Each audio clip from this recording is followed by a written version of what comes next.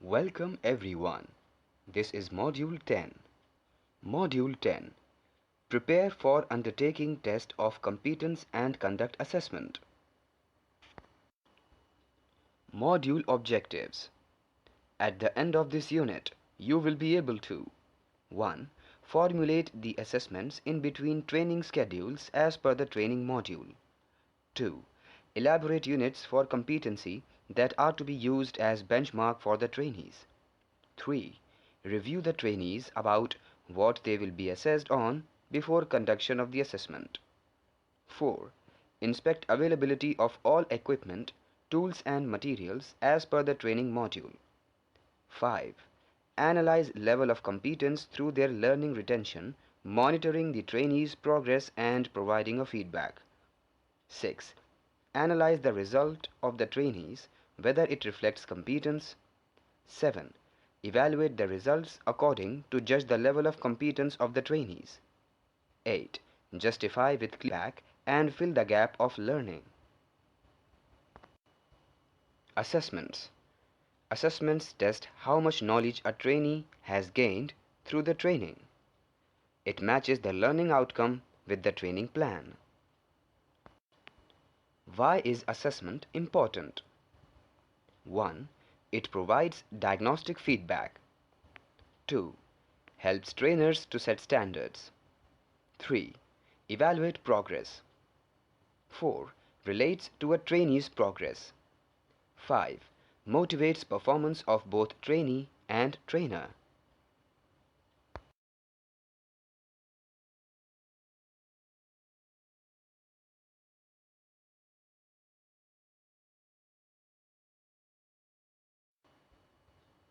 One.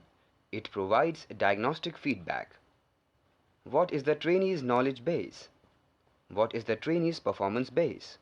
What are the trainee's needs? 2. Helps trainers to set standards. What performance demonstrates understanding? What performance demonstrates knowledge? What performance demonstrates mastery? 3. Evaluates progress. How are the trainees doing? What training methods or approaches are most effective? What changes or modifications to a topic are needed to help the student? 4. Relates to a trainee's progress. What have the trainees learned? Can the trainees talk about the new knowledge? Can the trainees demonstrate and use the new skills in other activities, jobs or projects? 5. Motivates performance. A. For trainee self-evaluation. Now that I'm in charge of my learning, how am I doing? Now that I know how I am doing, how can I do better? What else would I like to learn? 5. Motivates performance. B. For trainer self-evaluation, what is working for the trainees? What can I do to help the trainees more? In what direction should we go next? Post-training assessments. Post completion of any training program, trainees would require to take an assessment to pass their program and get certified. Final assessments are usually conducted by third-party agencies to avoid bias. The trainer needs to conduct continuous evaluation to match learning with outcomes. This helps to trainer to identify gaps and plan movement. Types of assessments. Assessment allows both trainer and trainee to monitor progress towards achieving learning objectives and can be approached in a variety of ways. There are two types of assessments: formative assessment and summative assessment. Formative assessment refers to tools that identify struggles and learning gaps and assess how to close those gaps. It can include trainees assessing themselves, peers or even the trainer through writing, quizzes, conversation and more. In short, formative assessment occurs throughout a training and seeks to improve trainee achievement of learning objectives through approaches that can support specific trainee needs. You can see the image on the screen to understand the concept better. Summative assessments evaluate trainee learning, knowledge, proficiency, or success at the conclusion of a training. Summative assessments are almost always formally graded. You can see the image on the screen to understand it better. Examples of formative and summative assessments. Formative assessments: in-class discussions, clicker questions, low-stakes group work, quizzes, 1-minute reflection writing, homework assignments. Summative assessments: trainer-created exams, standardized tests, final projects, final presentations, final reports, final grades. Knowledge and skill-based assessment. The most reliable way to assess trainees' knowledge is to assign a task, example quiz discussion topic, that gauges their relevant knowledge. These assessments are for diagnostic purposes only and should not be graded. They can help you gain an overview of trainees' preparedness, identify areas of weakness, and adjust the pace of the course.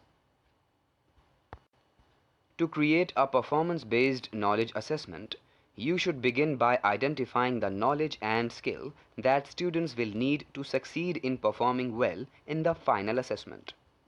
Your assessment can include tasks, questions, or activities that test students' capabilities in these areas. Skill-based assessments are designed to measure the knowledge of trainees required for competency in any given domain. Trainees can be assessed on their technical skills, interpersonal skills, communication skills, writing skills, leadership skills, problem-solving skills, etc. For example, you do a knowledge and skill-based assessment with one of your trainees to understand her or his strengths and weaknesses. He or she has the following strengths: demonstrates good attendance, is punctual, demonstrates necessary interpersonal skills to work with others.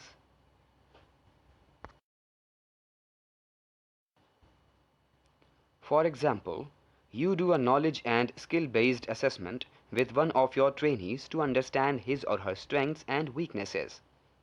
He or she needs to focus on the following weaknesses: does not demonstrate proper hygiene and grooming, does not understand the factors that influence job retention, promotion and dismissal, does not demonstrate the skills necessary to perform successfully in a job. Competency-based assessment.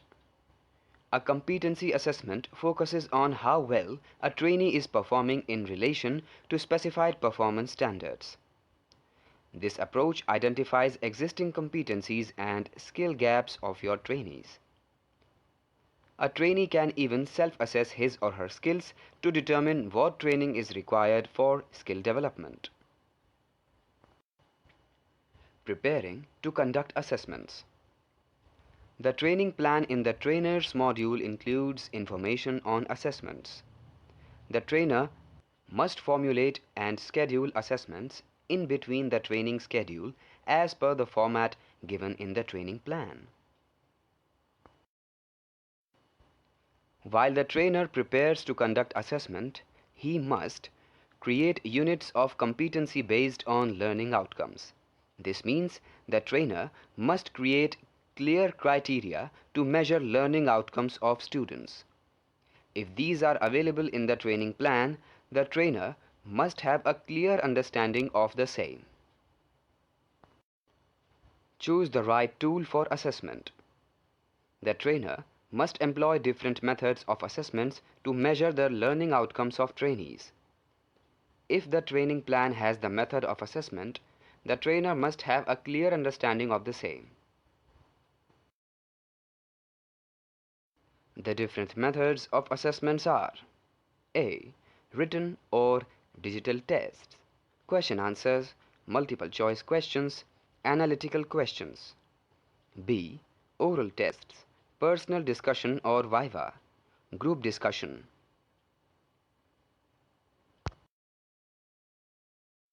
C. Others.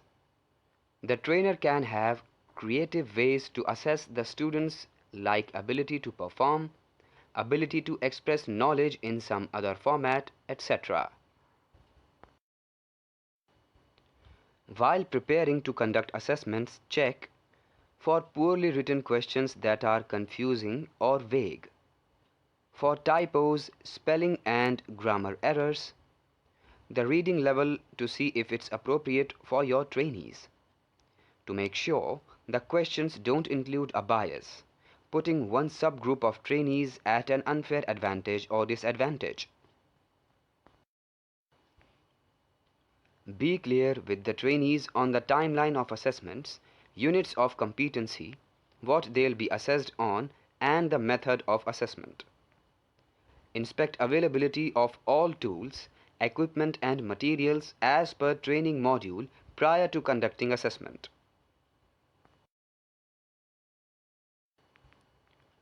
Ensure to prepare trainees with the method of assessment, whether it is pen, paper or online. Conduct enough practice tests before final assessment to build comfort. Ensure that the trainees do not have any test fright. Best practices for preparing trainees for assessments. Review and practice.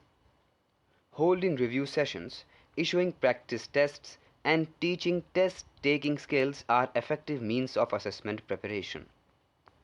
Practice tests are frequently used because well-designed practice tests support learning, serve as a review, and build students' test-taking skills.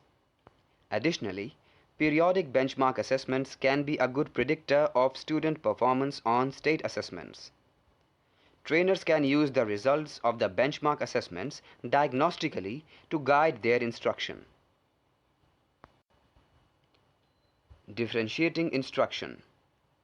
Small group instruction, peer tutoring, and web-based learning programs are used to prepare trainees with diverse learning needs for testing. Small group instruction enables trainers to focus on the particular needs of the group.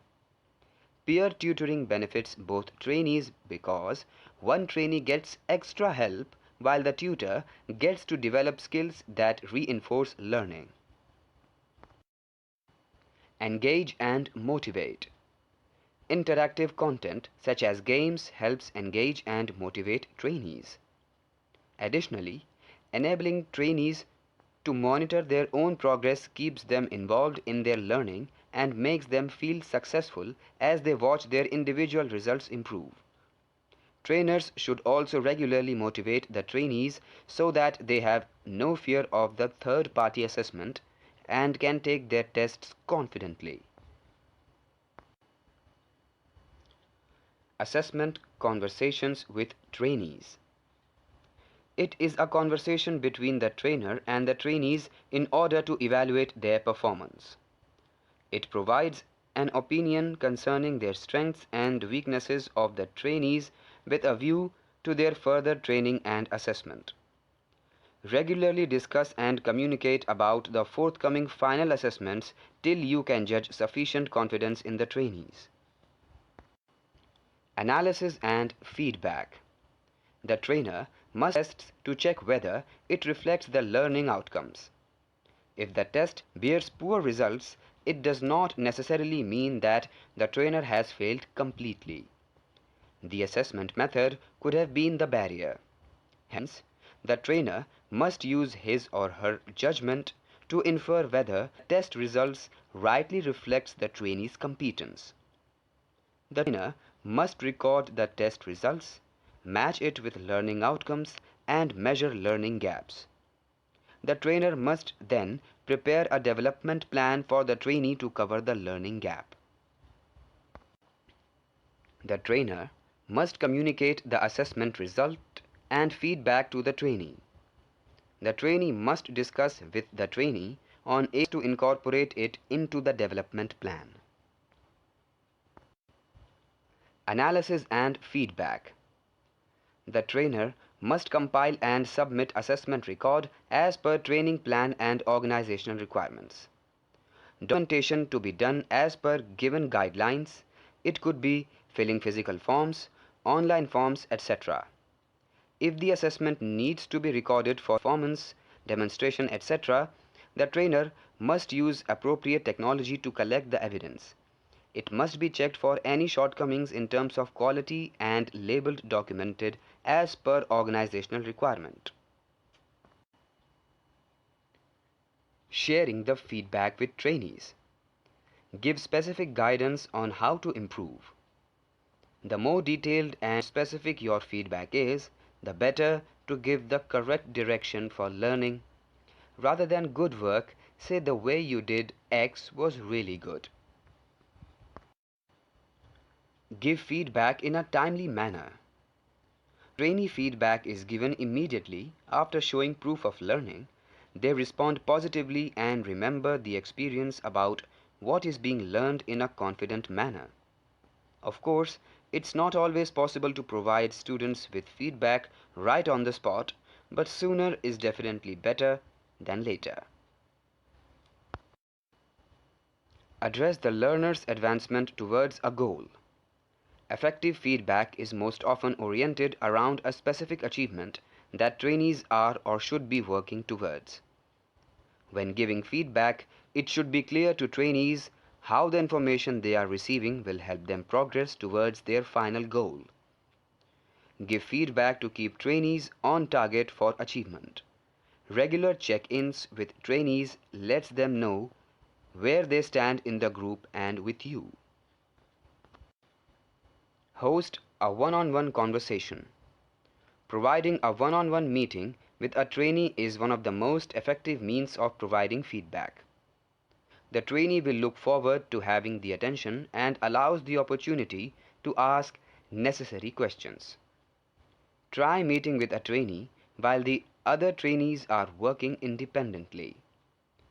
Time the meetings so that they last no longer than 5 to 10 minutes. Combine open-ended and closed-ended questions. You should aim for a combination of open and closed questions in your feedback, along with statements. Closed statements are useful for conveying key information and keeping the conversation focused.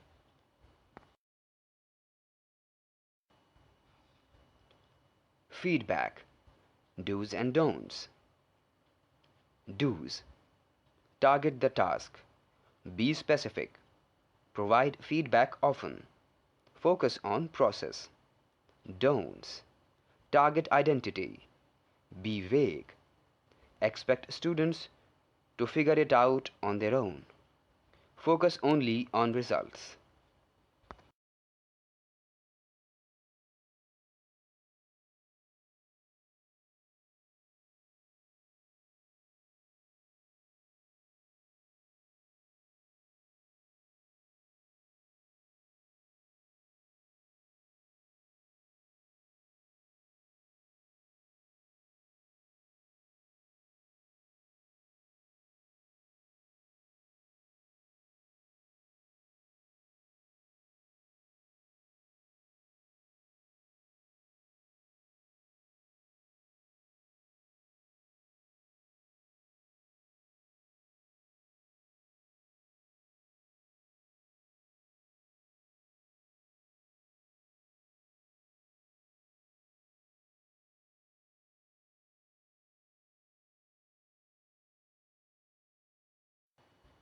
Thank you and all the best.